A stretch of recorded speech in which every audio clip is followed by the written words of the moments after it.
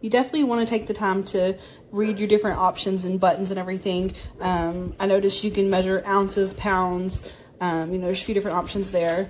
This is a cover that you can put on. For me, I'm going to be using this to weigh my pets so that I don't have to take them in to get flea medicine for them. So literally just take your little model here. This is my little dog Sparty, and as you can see, it's weighing him, and he's 5.8. And if I take this cover off, you can measure length if you want to, but this is pretty sturdy overall.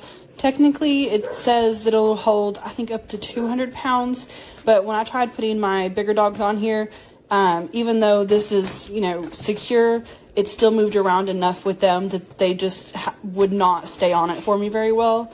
So personally, this isn't something I'll be trying on my bigger dogs. I'll still weigh them at the vet, but at least for my smaller dog and like my cats, I can use this, and yeah, it works pretty well.